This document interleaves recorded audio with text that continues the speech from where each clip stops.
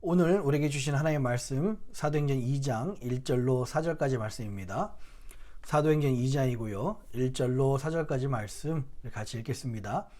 오순절날이 이미 이름에 저희가 다 같이 한 곳에 모였더니 후련히 하늘로부터 급하고 강한 바람 같은 소리가 있어 저희 앉은 온 집에 가득하며 불의 혀같이 갈라지는 것이 저희에게 보여 각 사람 위에 임하여 있더니 저희가 다 성령의 충만함을 받고 성령이 말하게 하심을 따라 다른 방언으로 말하기를 시작하니라. 아멘. 기도하겠습니다.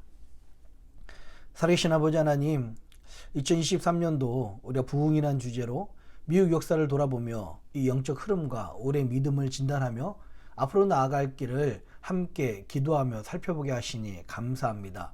하나님, 팬데믹 이후에 하나님께서 우리에게 행하실 일들을 기대합니다. 하나님, 이 말씀을 통하여서 우리가 살아서 역사하신 그 하나님을 만나며 그 하나님의 역사를 기대하는 시간이 될 수 있도록 인도하여 주시옵소서. 오늘도 우리에게 주의 뜻을, 주의 마음을 가르쳐 주실 것을 기대하옵고 이 모든 말씀을 사랑하신 예수님의 이름으로 간절히 기도합니다. 아멘. 할렐루야. 우리 주님의 크신 은혜와 평강이 오늘 하나님께 나오신 모든 분들과 함께 하시기를 주의 이름으로 축복합니다. 우리 지난 시간에 그 미국의 그 신복음주의의 그 출현과 또 근본주의의 출현, 그리고 근본주의가 요즘 이 시대에 어떤 역할을 하고 있는지 아주 간단하게 말씀을 들었습니다. 지금까지 저희가 미국 교회 역사에 대해서 이야기를 하고 살펴보고 있지만 아직도 미국 내에 만들어진 개신교의 어떤 교파도 이야기하지 않았습니다. 그런데요, 1900년대 초반부터 출현하고 지금은 세계에서 가장 널리 퍼지고 있는 그런 개신교 교파가 있습니다. 바로 오순절 운동이죠. 이게 미국에서 출발했습니다. 그리고 지금은 전 세계에 어떤 교단보다 더 많이 이제 펼쳐져 있죠. 우리는 그 오순절 교단 하나님의 성의 이야기하면요, 여의도 순복음교회가 가장 먼저 떠오르잖아요. 그 한국 사람 이야기처럼요. 맞습니다. 여의도 순복음교회도 이때 미국 내에서 만들어진 이 교파의 영향으로 전 세계에서 가장 큰 그런 교회가 되었고요. 지금도 많은 사람들이 이 여의도 순복음교회를 주목하고 있는 것도 사실입니다. 오늘은 바로 이 오순절 운동에 대해서 한번 살펴보도록 하겠습니다. 사실 오늘날 이 오순절 운동이나 순복음교회 하면 여러분 첫인상이 좀 어떻습니까? 좀 방언하고 조금 좀 신비주의적이고 좀 상식이 안 맞을 때도 있고 이상하다라는 비이성적인 현상들이 일어난다라고 쉽게 생각하는 분들도 있습니다. 모르는 사람은 이 순복음교회나 처음 가면 조금 부정적인 생각이 들 수도 있어요. 그러나 여러분, 오순절 운동이나 또 이 성령 운동의 시작은요, 엄밀히 따지면 감리교회 창시자 이 요한 웨슬리부터라고 말할 수가 있습니다. 그래서 이 순복음 계통도 사실 이 우리 감리교회에서 나가는 감리교회에서 유래한 그런 이제 계통입니다. 여러분, 요한 웨슬리가 1738년 5월 24일 날 그 저녁 시간에 영국의 올더스게이트 거리에서 모라비안 교인들 그 집회에 참석했다가 루터가 쓴 로마서 주석 서문을 읽는 소리에 마음이 이상하게 뜨거워지는 그런 영적 체험을 했다라는 것은 감리교 다니는 사람뿐만 아니라 교회를 다녀본 사람들은 아마 한 번쯤은 들어봤을 그런 이야기였을 것입니다. 그런데요, 실제로 감리교가 아주 파워풀한 부흥의 역사를 일어날 때는 언제부터 이런 일이 일어나고 성령의 체험이 일어났냐면 바로 그 해에 새로운 해가 맞는 1739년 1월 1일 날 요한 웨슬리, 찰스 웨슬리, 그리고 여러분 1차 대각성 운동 이야기할 때 그 조지 휘필드 기억나시죠? 조지 휘필드하고 한 60여 명의 사람들이 같이 모여서 우리말로 이야기하면 송구영신 예배를 드리는 가운데 있었습니다. 이제 밤이 맞게 이제 애찬도 하고 그리고 기도하면서 계속해서 1739년도 새해에 하나님께서 부어주실 그런 은혜들을 기대하고 기도하는 그런 시간들을 가졌습니다. 그런데 바로 그때 열심히 기도하고 있는데 새벽 3시에 갑자기 하나님의 영이 그들 위에 강력하게 임하시는 거예요. 그래서 요한 웨슬리의 일기에 보면요, 많은 사람들이 놀라운 기쁨의 소리를 치며 막 기쁨으로 하나님을 찬양하는 거죠. 또 소리를 막 내기도 하고요. 많은 사람들이 땅에 넘어졌다, 쓰러졌다. 이게 성령의 쓰러진 역사들이 막 일어나는 겁니다. 그 모든 사람이 한 목소리로 오 하나님 우리는 당신을 찬양합니다. 우리는 당신이 주님 되심을 깨달았습니다. 라고 이렇게 고백을 하기 시작했다고 쓰여져 있습니다. 이때부터요. 참 신기한 것은 요한 웨슬리가 설교하는 곳곳마다 이런 동일한 성령의 역사가 그 집회 때마다 일어났습니다. 병이 고쳐지고요. 귀신이 쫓아내고 심지어 어떤 사람들은 지금 이제 오순절 교회에서 일어나는 막 그런 그 신비주의적인 그런 현상들이 요한 웨슬리의 그 설교할 때도 일어났습니다. 여러분 이때 이불을 같이 받은 조지 휘필드가 미국으로 건너와서 1740년도에 미국 제1차 대각성 운동을 조나단 에드워드와 함께 이끌었다라는 것을 즉 이미 말씀드린 적이 있습니다. 결국 이 성령의 세례는요, 이 미국의 제1차 대각성 운동, 막 조나단 에드워드를 통해서 일어날 때, 조지 휘필드를 통해서 일어날 때, 그 안에서도 막 성령의 은혜가 있고 성령의 은사가 넘치고 병 고쳐지고 귀신 쫓아내고 쓰러지고 뭐 사람들이 회개하면서 소리를 지르고 이런 일들이 미국의 1차 대각성 운동 때도 있었고요. 2차 대각성 운동 때는 그 케이널리치 캠프에서 설명드렸죠. 거기서 더 강력하고 분명하게 일어났습니다. 그 이후에도요, 뭐 무디의 부흥운동이라든지 여러 미국의 부흥운동에서도 큰 영향을 계속해서 미쳤습니다. 그런데요, 1800년대만 해도 아니 1900년도 중반만 해도 많은 사람들이 이 성령님에 대해서 믿고 있는 그 신학적인 견해가 무엇이냐면 은사 중지론이었습니다. 은사 중단론. 이 말은 무슨 말이냐면 방언이나 성령의 역사, 성령의 은사들은 2000년 전에 사도행전 시대 때 일이고 그 사도행전 이후에는 성령의 은사는 방언은 끝났고 지금은 더 이상 일어나지 않는다는 그 은사 중지론을 대부분 교회와 신학교는 지지하고 믿고 있었습니다. 그래서 교회 안에서 성령 이야기를 꺼내면 뭔가 이단 시대고요. 좀 위험한 사람 취급되었던 시대가 사실 불과 얼마 전까지 아니었습니다. 이 영향은 말씀드렸듯이 미국의 1970년대까지 이런 오순절 운동이 제대로 인정받지 못했었고요. 한국에서는 1990년대, 2000년대 넘어오면서 이 오순절 운동이 제대로 인정을 받았습니다. 여러분 잘 아시는 것처럼 1980년대만 해도 한국에서 순복음교회 이단 논쟁들이 굉장히 많았죠. 나중에 좀 더 설명을 드리겠습니다. 이렇게 성령님이 무시되었던 시대에 그렇다고 해서 성령님이 역사하시지 않는 건 아니잖아요. 은혜 받은 성도들, 이 은사를 체험한 성도들은 남몰래 조용히, 왜냐면 자기가 드러내고 커밍아웃하면 이단 시대고 쫓겨나기도 하니까 함부로 말도 못하고 개인적으로 그런 은밀하게 간직했던 그런 시기들이었습니다. 아마 은혜 받은 성도들이 그렇게 개인적으로 조금씩 그런 은혜를 누리고 있었을 때 바로 이때 한 사건이 일어납니다. 1901년 1월 1일입니다. 성부영신 예배 때 참 많은 일들이 일어나는 것 같습니다. 1901년 1월 1일 날 찰스 팔함이라는 감리교 목사님이에요. 감리교 목사님이 계시는데 이분은 어렸을 때부터 병약했습니다. 그래서 많은 병들이 있고 심지어는 죽을 위기까지 있었지만 그런 모든 위기들, 그런 병들을 기도로 막 낫는 역사들을 끊임없이 하셨던 거예요. 계속해서 이 기도로 낫는 그런 신유의 체험을 했는데 결국에는 이분이 토페카라는 곳에서 베델 성경학교를 세웁니다. 작은 신학교였었어요. 한 40여 명의 학생들이 거기에서 같이 모여서 공부하는데 이제 사도행전을 공부하는 겁니다. 그러면서 학생들한테 도전했어요. 너희들이 성령 세례를 받았다는 증거를 무엇인지 한번 사도행전을 읽어보면서 찾아봐라. 본인이 한 3일 동안에 며칠 동안에 그 근처 어디 마을에 부흥회를 가면서 그 학생들한테 공간 시간에 이제 숙제를 내준 거죠. 돌아와서 학생들에게 묻습니다. 야, 너희들이 사도행전 읽어보니까 성령 세례를 받았다는 증거는 사도행전에서 뭐라고 말하고 있니? 뭔 거 같니? 라고 물어보니까 학생들이 다 같이 이야기하기를 방언을 받으면 성령 세례를 받았다는 증거가 된다 라고 그렇게 이야기를 했어요. 그래, 그러면 우리 이 성령 세례 즉 방언을 받기 위해서 한번 노력해보자, 기도해보자. 그래서 3일 동안 열심히 기도를 했습니다. 근데 사실 이렇게 기도할 때 동안에는 아무 일도 일어나지 않았습니다. 그래서 1901년 1월 1일 날 이제 1901년이 되고 좀 있으면은 새로운 이제 새 백년들이 시작이 되잖아요. 바로 그날 송구영신 예배를 드리면서 새 백년, 새해를 잘 맞게 해달라고 열심히 기도했습니다. 근데 한 학생이 이 찰스 파람이라는 목사님 앞에 와서 목사님 저를 위해서 기도해 주세요. 저를 위해서 안수해 주세요. 제가 성령 세례 받게 해 주세요. 라고 안수해 달라고 요구를 한 거예요. 그래서 이 목사님이 손을 내밀어서 이 오즈만이라는 여인에게 이 여학생에게 안수를 합니다. 그런데 그때 바로 이 오즈만이라는 이 여인 앞에서 갑자기 혀가 돌아가고 방언이 터졌습니다. 근데 이 여인뿐만 아니라 함께 기도했던 많은 사람들이 거기에서 이 송구영신 예배 드린 동안에 방언을 하기 시작한 거죠. 이 찰스 파라미 목사님이요, 이때뿐만 아니라 여러 군데에서 이 성령 운동을 전파했습니다. 그러니까 본인이 성령 운동인지도 모르고 이것을 전파하시고 이 오순절 운동을 시작을 했던 거죠. 그런데 1905년쯤에 그 텍사스 휴스톤에서 임시로 또 이것을 나누기 위해서 성경학교를 열었습니다.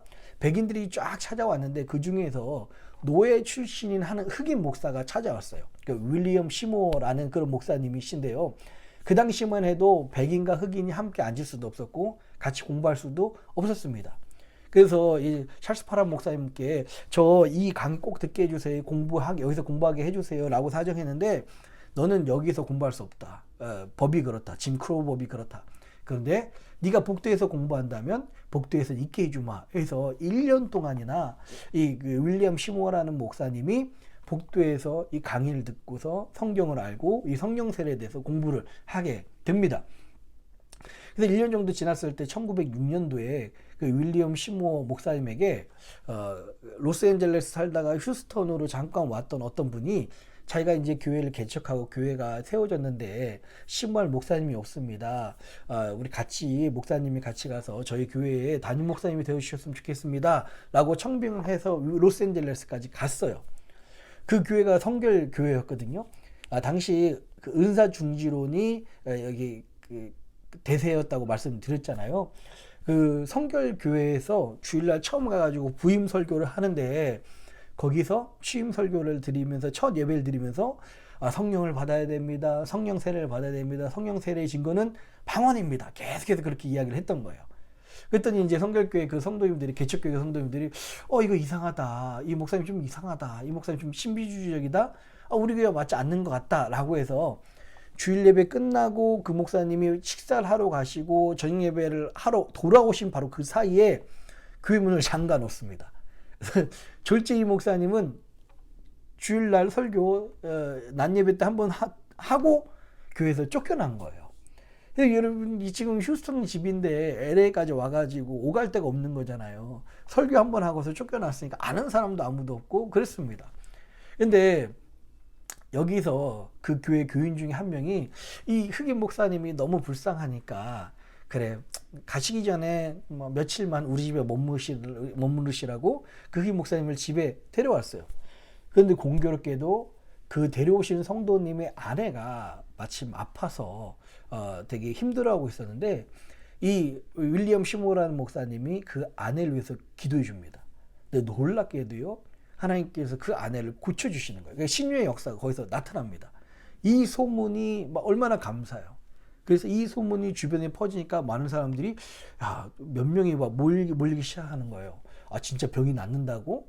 진짜 방언을 받는다고? 이렇게 모였는데 모인 사람들하고 같이 기도하고 말씀을 나누는데 모인 사람 중에서 7명이 방언을 받습니다. 그러니까 이 동네에 더 퍼져서 사람들이 그 집에 더 계속해서 모여서 그 집이 이제 무너질 지경까지 된 거예요. 더 이상은 여기 집에서 이런 집회를 할 수 없다 생각해서 가정집에서 모이지 않고 이제 장소를 옮겼습니다.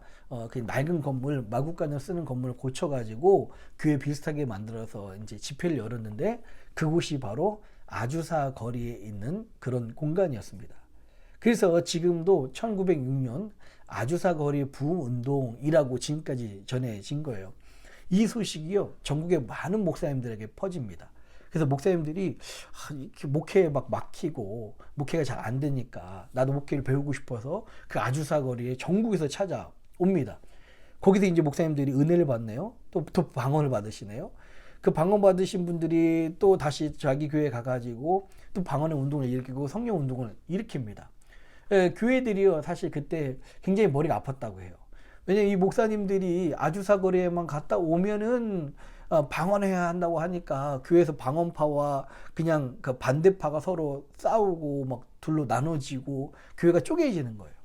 이렇게 방언을 지지하는 사람들이 만든 교회가 바로 이 오순절 교단이었습니다. 예, 그 중에서도 순복음 교회가 있죠. 당시에는 이 오순절 교단 쪽에서 흑인들 중심의 교단이 있고요. 백인들 중심의 교단이 있는데, 여러분 우리가 잘 알고 있는 그 하나님의 성에 Assemblies of God이죠. 이제 오순절 그 순복음 교회가 속해 있는 이 하나님의 성에는 백인들이 중심이 되는 그런 교단이었고요. 흑인들이 중심이 되는 교단은 Church of God in Christ. 그러니까 하나님의 그리스도 안에 있는 하나님의 교회라고 이제 설명을 할 수 있을 것 같습니다. 저도 2012년도 저 뭣도 모르고 이 Church of God in Christ 흑인들의 오순절 교회 중에서 세계에서 가장 큰 교회 웨스트 엔젤이라고 로스앤젤레스에 있었거든요. 주일 예배 드리고 싶어서 거기 갔는데 와 3시간 반을 그 예배를 드리더라고요. 그리고 막 예배 자체가 성령 연사들이 막 넘쳤습니다. 저도 그렇게 예배를 드리면서 되게 놀라고 또 참석을 해본 적이 있는데 그때 생각이 오늘 말씀 준비하면서 더 많이 났습니다. 자, 20세기 들어서 성령님이 강조가 되고 방언하는 것이 목적이 되는 그런 신앙생활이 시작이 됩니다. 그 중에서도요, 그 메리 럼지라는 그 여인이 있었습니다. 그 아주사거리 부흥운동이 일어날 때만 해도 아마 10대였겠죠.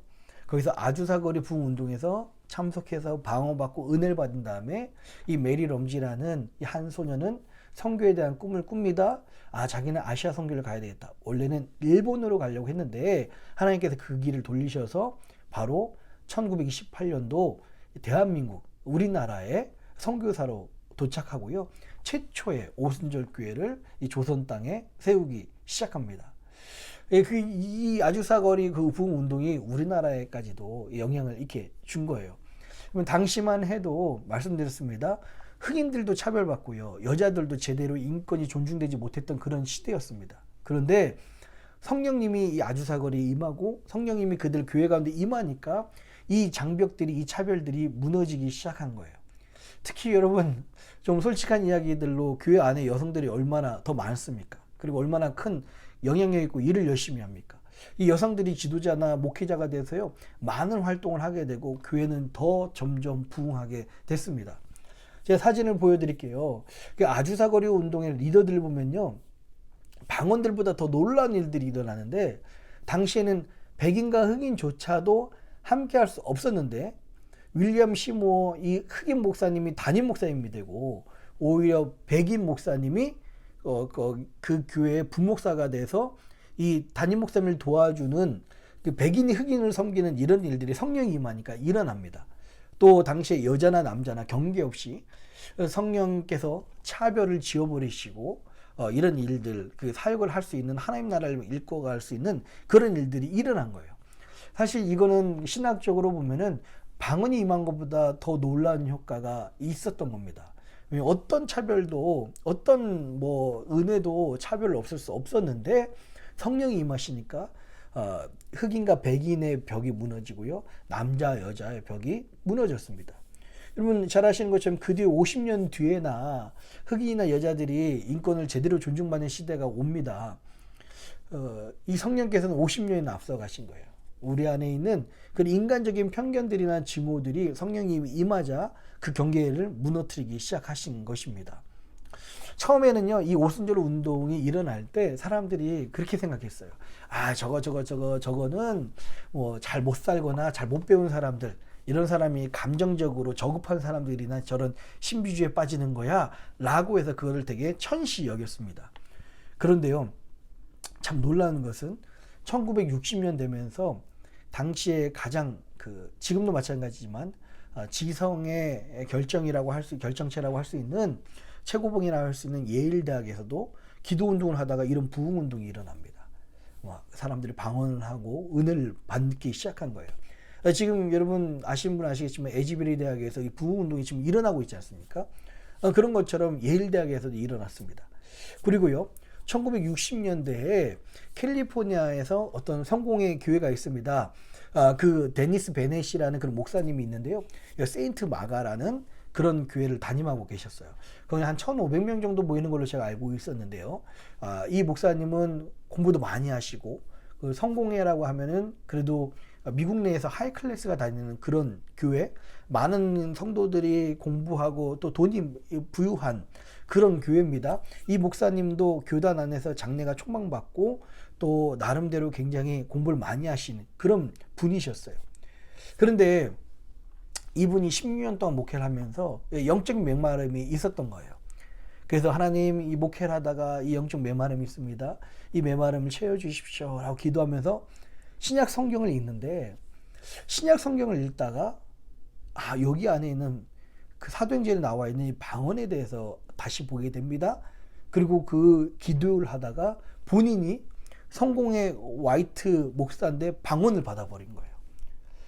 그래서 남들에게 말도 못하고 오픈도 못하고 속으로 고민하다가 1960년 4월 달에 그 교회가 1부, 2부, 3부, 4부 예배가 있었거든요. 본인이 다 예배 설교를 다 준비하고 있는데 이 설교 문대로 말하지 않고 그때 성령님께서 갑자기 자기가 방언을 받았다는 것을 고백하게 합니다. 그 예배 때요. 사실 좋게 끝나면 좋은데 난리가 났습니다. 2부 예배 때는요, 그렇게 고백하니까 사람들이 의자에 밟고 일어나서 저 빌어먹을 방언하는 사람을 교회에서 쫓아내, 막 이런 식으로 예배가 막 난리가 나고 소동이 일어났습니다. 막 3부 예배 드리려고 오는 사람들한테 막 그 목사에 대해서 안 좋은 이야기를 하고 막 방언한다고 그렇게 핍박이 일어난 거예요. 비록 그렇게 반대하는 사람들 많지는 않았지만 이 데니스 베넷이라는 목사님은 교회가 깨지는 것을 원치 않으셨습니다. 그래서 어디든지 빨리 이제 다른 데로 파송받겠다고 이제 파송을 받으신 거예요. 마침 파송을 받은 곳이 이제 캘리포니아에서 시애틀로 이동하셨습니다. 시애틀에서 세인트 루크라는 그 성 누가 교회죠. 세인트 루크라는 철치에 파송을 받았는데 이 교회는 교인이 20명도 안 남은 그런 작은 교회였습니다. 그래서 그 지역, 우리말로 이야기하면 감리사가 이 교회 문을 닫을까 말까 굉장히 고민하고 닫기 바로 일부 직전에 그곳에 이 데니스 베넷이라는 목사님 파송을 한 거예요. 이 목사님이 가서 거기서도 열심히 성령으로 사역을 합니다. 근데 참 놀라운 것은 이 10년 동안에 바로 문 닫기 직전인 20명도 안 남은 이 교회가 10년 만에 2,000명이 출석하는 대형 교회로 성장하게 됩니다. 그랬더니요, 사람들이요, 이 데니스 베넷 목사님을 무시하지 못하는 거예요. 다른 교단에서도 이 목사님을 부흥의 강사로 모셔가고 초청하기 시작했습니다. 아까 말씀드렸듯이 이 시기에 비슷하게 노틀담 대학이라는 곳에서도 막 부흥 운동이 일어나고 카톨릭에서도 이런 은사 운동이 일어납니다. 그 성령에 대한 그 성령 운동에 대한 인식이 바뀌기 시작한 거예요. 옛날에는 가난한 사람들이나 못 배운 사람들이나 감정적인 사람들이나 저급한 사람들이나 천박한 사람들이 하는 거다라고 무시했었는데, 미국 내에서도 가장 부자 교단인 성공회에서 가장 교육을 많이 받았다는 이 성공회 목사님이 그런 운동이 일어나니까 이 성령 운동은 그런 따로 구별된 게 아니라 모든 사람을 위한 거구나 라고 하나님께서 인식을 바꾸기 시작합니다. 이 시기를 거점으로 해서 특정 교회에서 성령 운동이 일어나는 게 아니라 미국의 전체 교회에서 성령 운동이 번지기 시작하는 거예요. 장로교, 루터교, 감리교, 침례교 할 것 없이 번집니다. 되게 재미있는 통계가 1960년대 말쯤에 그 당시에 남침례교단만 해도 이 성령 운동을 인정하지 않았습니다. 은사 중지론을 믿었어요. 근데 남침례교단은 지금 선교사를 가장 많이 파송하는데, 파송된 선교사들을 조사해 보니까 비록 교단은 은사를 믿지 않고 방언을 믿지 않지만 파송된 선교사의 75%가 방언을 하고 있다라는 통계가 나왔습니다. 그만큼 그 사람들이 주로 은혜를 받고 주로 그분들이 헌신을 많이 했던 거죠. 예전에는 방언을 한다고 그러면은 그 다니던 교회에서 장로교회나 루터교회나 이런 곳에서 그 교회에 쫓겨나거나 그 성도가 그렇게 되면 신비주의 사람으로 취급받아서 왕따를 당했는데요. 이제는 점점 그런 사람들 숫자가 많아지니까 함부로 무시하지 못하고 오히려 인정하게 되고, 심지어 이 오순절 운동이 교회의 모든 이 운동을 주도하는 그런 일들도 일어났습니다. 여러분, 우리가 우리나라로 한번 생각해 보세요. 저도 1990년대부터 장로교회를 다녔습니다. 그때 분위기는 방언하거나 통성으로 기도하면 이단시하고 막 신비주의자처럼 그렇게 이야기하면서도 또 그런 분들이 또 부흥회나 수련회 가면 또 방언으로 기도하는 거예요. 그러니까 저는 신앙생활 처음이고 어렸으니까 이게 뭐가 뭔지 잘 구별하지 못했습니다. 처음에는요, 성령 운동이 있긴 있어도 부정하고 은사 중지론 때문에 이것을 부정했지만 점점 은혜 받은 사람들이 많아지고 이 성령 운동이 대세가 되다 보니까 결국 무시하지 못하게 되고 인정하게 되는 거예요. 이 분위기가 미국의 1970년대에 그렇게 넘어가는 분위기가 있었고요. 한국에서는 1900년대에서 2000년대에 넘어갈 때 이런 부흥이라는 그 앨범을 내서 그 대박 히트를 친 예수전도단이 사실 이 오순절 운동의 선두 주자 중에 하나입니다. 예수전도단 그 운동과 온누리교회 그 경배와 찬양을 필두로 해서 이 성령 운동이 우리나라 교회에서도 번지기 시작하는 거죠. 요즘 한국 교회는 이런 말이 나옵니다. 한국에 있는 교회는요, 교단이랑 상관없이 한국에는 거의 대부분의 99% 교회들은 한국 교회의 겉모습 그리고 주부만 보면은 장로교회처럼 보입니다. 장로교회랑 별 차이가 없어요. 그러나 그 문을 딱 열고 들어가면은 그 안에 예배드리고 기도하는 모습은 대부분 순복음교회다. 순복음교회처럼 신앙생활을 한다라고 하는 그런 이야기가 있습니다. 그러니까 겉모습은 감리교회나 장로교회나 무슨 성결교회나 다 장로교회처럼 보이는데 또 그 속모습은 모든 교회들이 다 순복음교회처럼 다 방언하고 다 기도하고 다 찬양을 이렇게 경배와 찬양처럼 하고 이렇게 이런 분위기가 한국 교회에 지금 만연하게 일어나고 있습니다. 그 뒤로 우리 1900년대 후반부터 2000년대 초반까지 신사도 운동이 번지고 교회 성장하기 합쳐져서 번지기 시작했습니다. 사실 좀 안타깝게도 이 신사도 운동은 지금 실패로 끝났다라고 하는 전문가들의 의견들이 있습니다. 왜냐하면 지나친 은사주의나 또는 기복주의 신앙에만, 현세 기복적인 신앙에만 초점을 맞췄기 때문에 그렇습니다. 그래서 베니힘 목사님 이런 분들이 사람을 막 뻥뻥 넘어뜨리잖아요. 그러니까 은사에만 초점을 맞춘 겁니다. 제가 결론을 말씀드립니다.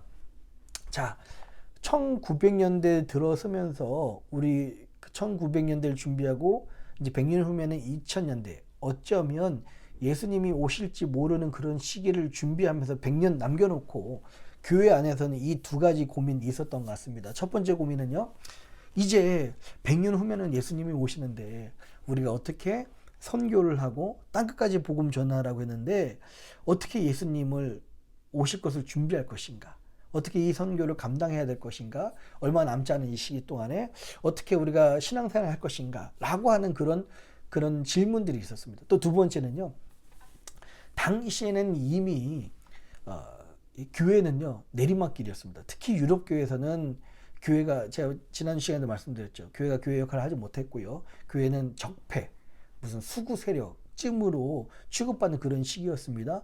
그리고 미국 교회도 1920년대 이후에 보면은 하락세를 계속 보게 됩니다. 이제 좀 있으면 교회가 이러다가 2000년 들어서기 전에 교회들이 다 문을 닫는 거 아닌가라는 그런 혼돈과 생각들이 그 당시에 질문으로 또 숙제로 남아 있었습니다. 그러나 막상 1900년대 뚜껑을 열어보니까 이 1900년대에서 2000년대까지 이 100년 동안에 그 어느 때보다 교회와 그리스도인들이 많아지고 새가족들이 늘어나고 복음이 왕성케 되는 역사가 이 100년 동안 있었습니다. 그런데요, 유럽은 비록 지고 있고 교회는 미국 교회도 점점 약해진다고 하지만 그 기독교 그 복음이 아시아에서 엄청난 부흥이 일어나고요. 우리나라가 그 대표적인 예입니다. 중남미에서 엄청난 부흥이 일어나고요. 특히 요즘은 아프리카에서 엄청난 부흥이 일어나서 막 많은 사람들이 막 교회로 몰려오고 하나님을 만난 놀라운 역사들이 지금도 일어난 겁니다. 그런데요, 그 지금 일어나고 있는 아시아, 중남미, 아프리카 그 교회들을 자세히 보니까 그 운동을, 부흥 운동을 주도하고 있는 교단은 오순절 쪽입니다. 대부분이. 우리 UMC도 아프리카에서 부흥을 주도하고 있는데 UMC의 그 색깔이 미국 UMC의 색깔이 아니라 오순절 UMC의 오순절 감리교의 그 색깔이에요. 그래서 오순절 쪽, 순복음 쪽 이런 신학과 신앙이 그 제3세기에 일어나는 부흥을 막 주도하고 있습니다. 처음에는 은사 중지론을 믿고 성령의 은사를 무시하던 사람들이 점점 성령을 체험하는 사람들이 많아지니까 그 숫자를 무시할 수 없을 뿐만 아니라 인정을 넘어서 결국에는 많은 교회들이 그 영향을 따라가는 모습입니다. 왜냐하면 그 은혜 받아야 사람들이 믿음이 강해지고 이 어려운 시기에 믿음을 지킬 거 아니겠습니까? 여러분, 성령 운동은요, 복음주의 운동의 한 부분입니다. 복음주의 한 부분이에요. 그러니까 말씀드렸듯이 요한 웨슬리 때부터 일어난 겁니다. 지금도 왕성하게 하나님 나라 선교를, 그 하나님의 선교를 담당하고 있는 것입니다. 여러분, 우리가 1900년대부터 일어난 미국에서 발생한 그 오순절 운동에 대해서 살펴봤는데요. 우리가 물론 오순절 운동에 대해서 조심해야 될 부분도 있습니다. 아까 말씀드렸듯이요, 너무 그리스도나 복음보다는 은사에만 초점을 맞춰져서 또 현세 기복적인 이 기복신앙의 그 뿌리가 기복적인 신앙을 바탕으로 한다면 신앙생활이 결코 건강할 수 없고요, 그 믿음의 뿌리를 깊게 내릴 수 없다는 것을 우리는 역사를 통해서 알게 됐습니다. 여러분, 하나님의 말씀 중심이 되어야 되고 좌로나 우로나 치우치지 않는 그런 말씀 중심의 신앙생활을 해야 되는 겁니다. 은사도 말씀 안에 있는 것이 안전하고요, 방언도 말씀에 있으니까 하는 것이고 그것을 넘어서는 안 된다는 것을 말씀드립니다. 지난주 수요일부터죠, 지금 켄터키에 있는 아까 말씀드렸듯이 에지베리 유니버시티에서 부흥운동이 일어났습니다. 지난주 수요일부터 예배드리다가 학생들이 은혜를 받고 막 회개하고 예배드리고 울고 막 그런 일들이 일어났습니다. 1500석 그 예배당인데요, 그 예배당에 가득 채워서 지난주 수요일날 일어났던 것이 운동이 거의 10일쯤 다 된 지금까지도 매일 끊이지 않고 예배를 계속해서 드리고 있습니다. 근데 이 부흥 운동이 에지베리 대학뿐만 아니라 지금은 4시간 떨어져 있는 그 테네시의 리 대학이라는 곳에도 그 부흥의 불길이 번졌다라는 이야기를 뉴스도 들은 바가 있습니다. 여러분, 참 이 소식을 들으면서 참 제 마음이 너무 기쁘고 감사하고 희미한 어떤 불빛을 보는 듯한 그런 기쁨이 저한테 있었습니다. 왜냐면요, 저희가 이 미국교회 역사를 공부하면서 부흥이라는 주제를 공부하면서 가장 말하고 싶었던 것이, 제가 팬데믹 처음부터 말씀드렸잖아요. 여러분, 팬데믹 온다고 실망하지 마십시오. 이 팬데믹이 지나고 하나님의 놀라운 역사가 시작될 것입니다. 하나님의 더 큰 은혜를 부어주실 것입니다 라고 제가 계속해서 말씀을 드렸습니다. 여러분, 우리가 미국교회 역사를 보면은 하나님은 언제나 이 큰 변화 뒤에 놀라운 하나님의 일들을 행하셨습니다. 우리가 이제까지 본 거잖아요. 특히 어떤 누구에게 그런 일을 행하셨습니까? 이 변화로 일어난 발생된 사회적 약자들에게, 약한 사람들에게 하나님은 엄청난 하나님의 영을 그들에게 부어 주셨습니다. 저는 이 팬데믹이라는 이 시간 동안에 원치 않는 가장 큰 피해를 본 사람이, 그 새로운 약자가 어쩌면 학생들이 아닐까 싶습니다. 이 학생들이 학교도 가지 못하고 원격으로 이 팬데믹 때 그렇게 학교를 다녔고 제대로 된 친구들과 함께 이런 활동을 하지 못했었죠. 그런데 오늘 에지베리 대학의 부흥을 보면서 하나님께서는 그들에게, 새로운 사회적 약자인 그들에게 하나님의 영을 부어주시지 않나라는 생각도 하게 됩니다. 어쩌면 여러분, 에지베리 대학의 부흥운동이 일회성으로 끝날 수 있어요. 잠깐 반짝할 수 있습니다. 이게 사실 지금 이 에지베리 대학의 부흥운동이 되게 주목받는 이유 중에 하나가, 예전에는 이게 이런 일이 일어났습니다 뉴스로만 전했는데 지금은 유튜브로 지금 예배드리고 있는 상황을 실시간으로 온라인으로 볼 수 있어서 더 지금 한국에 있는 사람들까지도 이 이야기가 전해졌거든요. 근데 이게 끝으로 일회성으로 잠깐 반짝하고 일어날 수 있지만, 오늘 이 아주사거리 부흥 운동에서 은혜 받은 수많은 젊은이들이, 우리 계속해서 배웠잖아요. 그 많은 젊은이들이 은혜를 받고 그들이 10년, 20년 본인들이 준비하고 수련하고 계획한 다음에 세계 선교의 불시로 떠났습니다. 특히 이 아주사 거리에서 부흥운동에서 은혜 받았던 이 메리 럼지 같은 이 여인은 우리나라에 와서 우리나라 최초의 오순절 교회를 세웠습니다. 결국은 이것이 영향을 주어서요, 이용도 목사님한테도 마찬가지고 세계에서 가장 큰, 또 사도행전 이후에 가장 큰 여의도 순복음교회를 세우는 데 영향을 준 것도 사실입니다. 하나님은요, 지금도 보이지 않는 곳에서 일하고 계시고요, 이런 일들이 우리가 모르는 사이에 나비 효과가 되어서 장래에 큰 열매를 맺는 일들이 일어나고 있습니다. 우리는 참 감사하게도 이런 하나님의 일들을 미리 기대하고 예견할 수 있는 그런 은혜를 주셨고요. 공부하다가 이런 일이 일어났잖아요. 그리고 그런 눈과 그런 시간을 주셨습니다. 제가 정말 바라는 것은요, 우리가 이 일의 구경꾼이 아니라 하나님의 역사에 동참하는 그런 참여자들이 되었으면 좋겠습니다.